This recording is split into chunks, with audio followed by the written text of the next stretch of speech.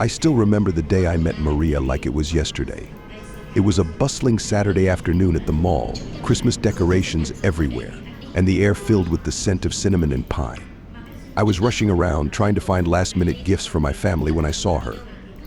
She was standing behind the counter of a trendy clothing store, her long dark hair cascading over her shoulders in loose waves.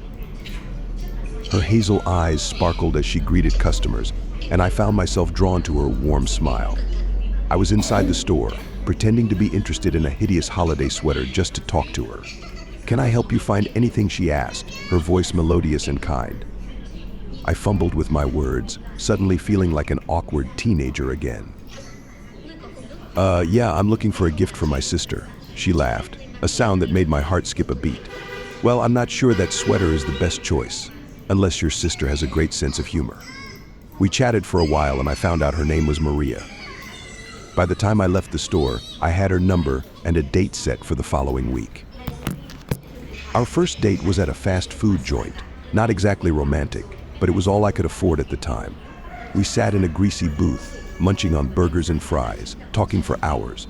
It turned out we had both attended the same elementary school, though we'd never crossed paths back then. "Small world," I remember saying, grinning like an idiot. "Maybe it's fate," she replied, her eyes twinkling. From that moment on, we were inseparable.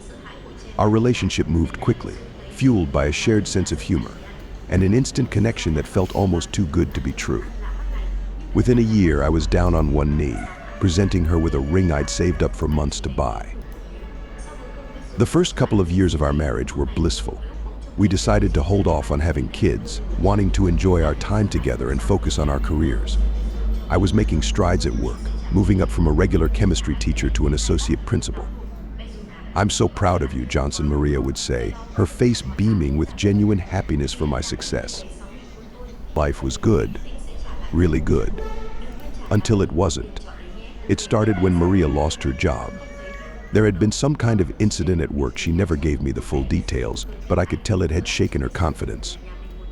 At first, I tried to be supportive, encouraging her to take some time off to regroup. "Don't worry about it." Han, I'd say, kissing her forehead. "We'll figure it out together." But days turned into weeks and weeks into months. Maria seemed to lose all motivation. She'd spend her days lounging on the couch, binge-watching TV shows, or endlessly scrolling through her phone.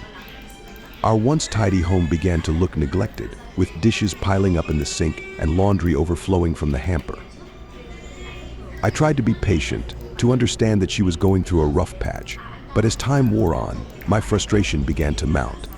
"Have you thought about looking for a new job?" I'd ask gently, only to be met with a defensive glare. "Why?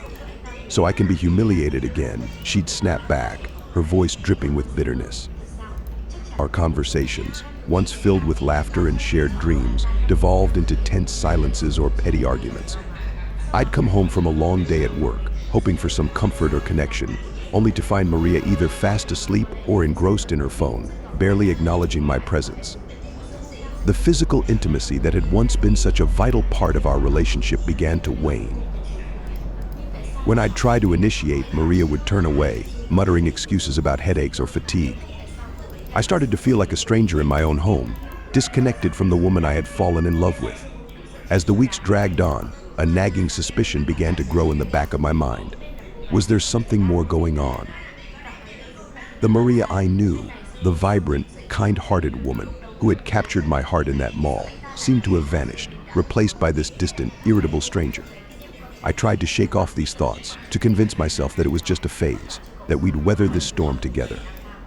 But the doubt had taken root, and I couldn't help but feel that our once solid foundation was starting to crumble beneath my feet. One evening, after another silent dinner punctuated only by the sound of Maria's fork scraping against her plate, I decided to try one more time to reach out to her. "Maria," I said softly, "I'm worried about us. Can we talk about what's going on?" She looked up at me, her hazel eyes now dull and guarded. For a moment, I thought I saw a flicker of the old Maria, a hint of vulnerability, maybe even regret. But then her expression hardened and she pushed back from the table. "There's nothing to talk about," she muttered, grabbing her phone and retreating to the bedroom. As I sat there alone, staring at the remnants of our meal, I couldn't shake the feeling that something fundamental had shifted in our relationship. The woman I had built my life around, the one I had envisioned growing old with, seemed to be slipping away, and I was at a loss for how to bring her back. It started with Maria's discomfort. I noticed she couldn't sit still at dinner one night, kept shifting around. When I asked if she was okay, she brushed me off, saying it was nothing, probably just a bad meal. But a week later, I walked in on her curled up on the bathroom floor, tears streaming down her face. "What's wrong, Maria?" I crouched beside her, reaching out to touch her arm. She winced and looked away. It's embarrassing.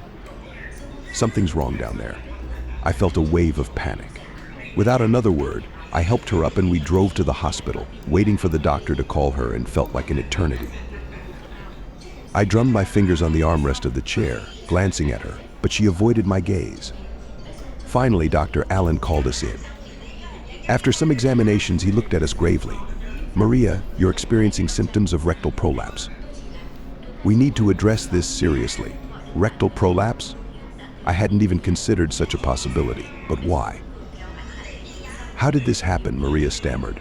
Dr. Allen explained, prescribing medication and stressing that she should avoid backyard fun for a while. The words hung in the air like a bad smell. Backyard fun. I glanced at Maria. Her face turned an alarming shade of red. On the drive home, silence stretched between us like an unspoken accusation. Once home, our conversation began stiffly. "Maria, you heard what the doctor said. Avoid backyard fun. I didn't know you even. I didn't know that was a thing." She fiddled with a loose thread on the couch. "It's not something we do." But someone did. The thought surfaced, uninvited. As I said it, my brain went into overdrive. Was this linked to her past or something more recent? I spent that night hunched over my laptop, delving into articles about it and rectal prolapse. My eyes strained against the blue light, reading horror stories and statistics. The more I read, the more it painted a clear, damning picture. Maria's detached behavior over the past months came rushing back, her distant looks, unexplained absences. I remembered mentions of Scott, her high school boyfriend. My jaw tightened. Was this really about an old flame? The next morning I confronted her. "Maria, I need to know the truth. Is this because of Scott?" She looked at me, wide-eyed. "What? No, it's nothing like that." "I don't believe you, Maria. The symptoms, the doctor's advice. It doesn't add up. You need to be honest with me." "I tried it once," she whispered. "In high school, with Scott, but it was just that one time. I swear." Her voice cracked, but her defensiveness infuriated me further. "Once in high school doesn't explain what's happening now," I growled. "Something is off." She turned away, and I stormed out of the room. That day at school, I couldn't focus. Between classes, I searched for motion detection cameras. If she wouldn't tell me the truth, I'd find it myself. Installing the cameras was surprisingly easy. I placed them discreetly around the house, the paranoia gnawing at my insides. Nothing happened for a few days. I started to think I might have been wrong, that maybe her story checked out. Until Thursday afternoon, I was in the middle of a chemistry lecture when my phone buzzed. Motion detected. I glanced at the footage and felt my stomach drop. Maria. With another man, I barely remember dismissing the class. My hands shook as I drove home, blind fury propelling me forward. Each thought spiraled into darker corners of my mind. By the time I reached our front door, I was seeing red. Through the living room window, I watched the stranger kiss Maria, her lips pressing back against his confirmed everything I feared. I burst through the front door, my heart pounding like a bass drum, the tension in the air almost tangible. Maria's lover, Scott, stood there frozen like a deer in headlights, his shirt only half buttoned. Maria's eyes widened in panic. "What the hell, Maria?" I roared, my voice echoing off the walls. Anger welled in me, but underneath it, a gnawing sadness clung like a parasite. "It's not what you think, Johnson," she stammered, her hands trembling as she clutched a towel around her. "It's just a mistake." Scott's eyes darted around the room, looking for an escape route. "Man, it's not." "Shut up," I cut him off, the force of my words making him flinch. I pulled my phone from my pocket, my fingers shaky but determined. I've got footage. All of it. I tapped on the video, holding it up for them to see. Their faces went pale as they watched themselves, caught red-handed. There was no wriggling out of this. Maria's facade cracked. "Johnson, please. Save it," I snapped. "How long has this been going on?" Scott glanced at Maria, then back at me. "Look, man, it's been a while. It started after she lost her job." "I'm sorry, all right." Maria's shoulders slumped.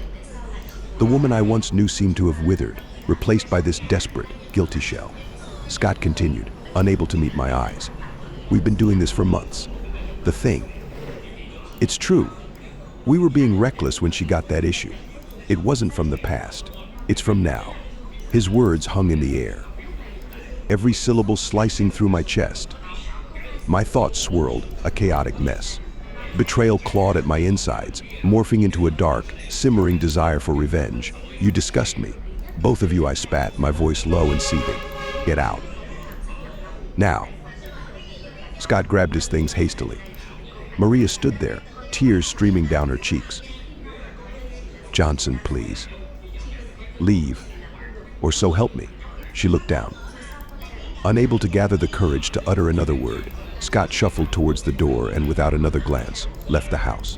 Maria followed reluctantly, her steps slow, almost as if dragging the weight of her guilt. When they were both gone, silence fell over the house. I stood there in the now empty living room, the weight of their betrayal pressing down like a heavy blanket.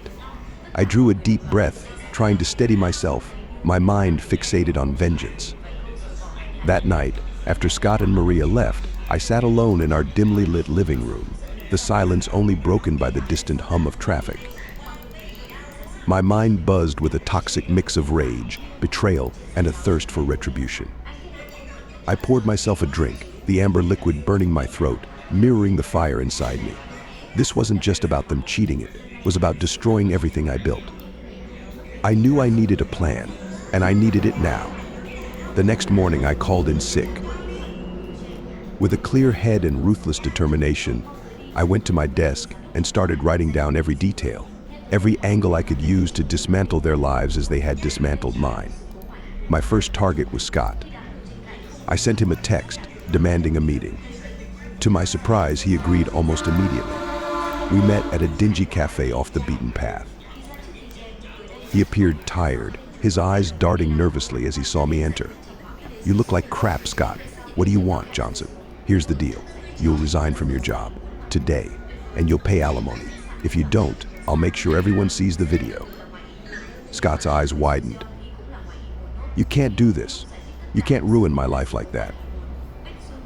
I leaned in, my voice cold and detached. "Watch me."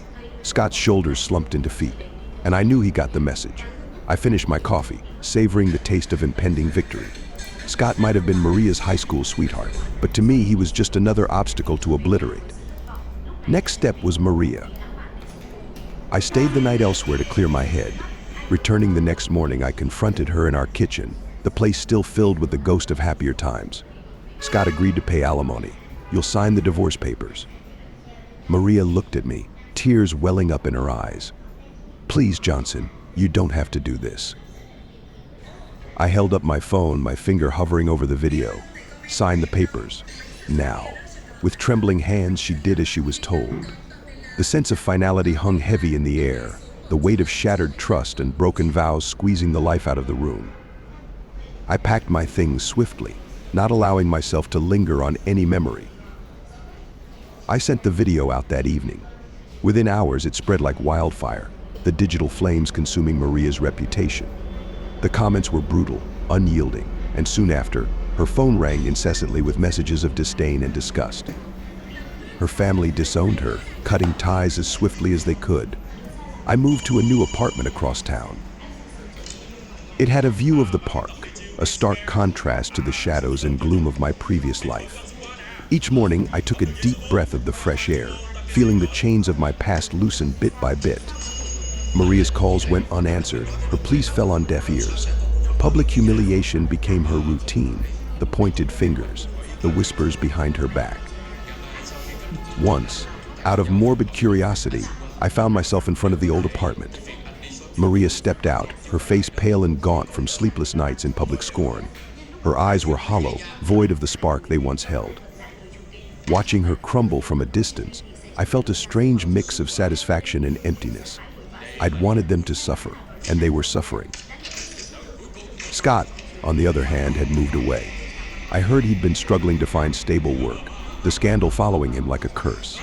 His social media quietly vanished, each blank profile a testament to his downfall. In my new place, I resumed reading, working out, and even picked up chess again. I hosted gatherings for my students, their laughter and chatter a fresh melody that drowned out the remnants of past betrayal. Slowly, I started reclaiming parts of myself that had been lost in the chaos. One evening, while reading a complex chemical reaction paper for an upcoming lesson, I paused and looked around. My apartment was filled with small tokens of new beginnings, from the framed chess puzzles on the wall to the sleek exercise equipment neatly arranged in the corner. The past no longer haunted me. It was just a smudged page in a book one already read and discarded. Maria and Scott were not my concern anymore. They were relics of a life that had ended the moment betrayal entered the picture.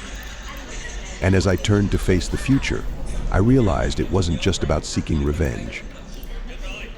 It was about finding and redefining myself beyond the scars they'd left. It wasn't easy, and it wasn't perfect, but it was mine. I stood in my new apartment, gazing out the window at the bustling city below. The weight of the past few months finally began to lift from my shoulders. It had been a whirlwind of emotions and actions, but I was starting to feel like myself again. My phone buzzed. Another message from Maria. I hesitated before opening it, steeling myself for what I might read. "Johnson, please, I'm begging you. I'll do anything. Just let this go." I sighed, feeling a mix of anger and pity. Part of me wanted to ignore her, to delete the message and move on. But I knew I needed to respond, to make my stance clear one last time. "Maria, I've made my decision. You need to face the consequences of your actions. I can't just let this go, the pain you caused me, the trust you broke that doesn't disappear. Because you're sorry now." I hit send and tossed my phone onto the couch. It buzzed again almost immediately, but I ignored it. I knew what it would say: more pleas, more promises, more desperation. Instead, I walked to my small kitchen and poured myself a glass of water. As I sipped, I thought about how Maria's life had unraveled. After I'd kicked her out of our home, she'd struggled to find a place to stay. Her family had turned their backs on her, disgusted by her actions. The video I'd threatened to release, though I never actually did, had become a dark cloud hanging over her head, making it nearly impossible for her to find work in our town. Last I heard, she'd packed up what little she had left and moved to San Francisco. A mutual acquaintance told me she was working as a waitress in some seedy casino. It was a far cry from the life we'd built together, the dreams we'd shared. I felt a twinge of guilt, wondering if I'd gone too far. But then I remembered the look on her face when I caught her with Scott, the months of lies and betrayal. No, I decided. She made her choices. Now she had to live with them.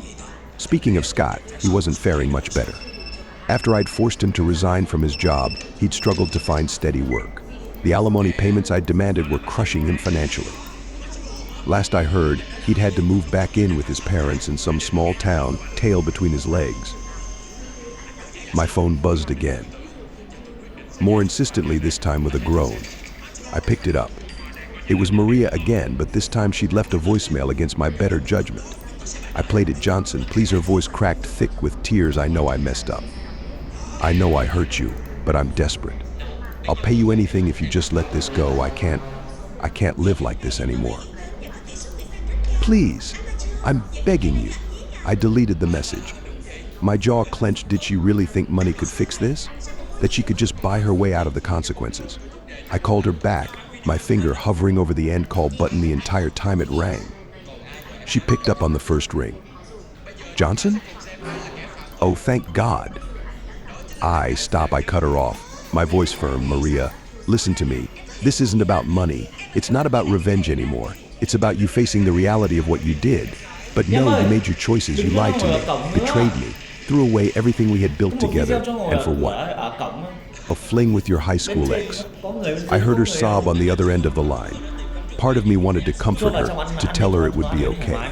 But I squashed that impulse. That wasn't my role anymore. I'm not going to let this go, Maria. You need to live with the pain you caused, just like I've had to. The difference is I'm moving on. I suggest you do the same. Without waiting for a response, I hung up. My hand shook slightly as I set the phone down. It was done, really truly done. I walked back to the window, looking out at the city again. The sun was setting, casting a warm glow over the buildings. It felt symbolic somehow, like I was watching the sunset on that chapter of my life. The next day, I met with my lawyer to finalize the divorce papers. As I signed my name on the dotted line, I felt a strange mix of emotions. Sadness for what could have been, anger at what had happened, but mostly relief. It was over. As I left the lawyer's office, I decided to take a walk through the park. The air was crisp, leaves crunching under my feet. For the first time in months, I felt light, free. I thought about Maria struggling in San Francisco, about Scott living with his parents, crushed under the weight of his mistakes. I didn't feel joy at their suffering, but I didn't feel guilty either. They had made their choices. Now they were living with the consequences. As for me, I was ready to embrace my future. A future free from betrayal and lies. A future where I could be myself again, without the shadow of what had happened hanging over me. I stopped at a bench and sat down, watching people go by. Couples holding hands, friends laughing together, families playing with their kids. Life goes on, I thought, and so would I. My phone buzzed in my pocket. This time it wasn't Maria or Scott or anyone from my past. It was a notification from a dating app I'd installed on a whim last week. Someone had matched with me. I smiled, swiping to see their profile. Who knows? Maybe this was the start of something new. Something better. As I stood up to continue my walk, I felt a sense of peace wash over me. The past was behind me now. The future, well, that was wide open. And for the first time in a long time, I was excited to see what it held.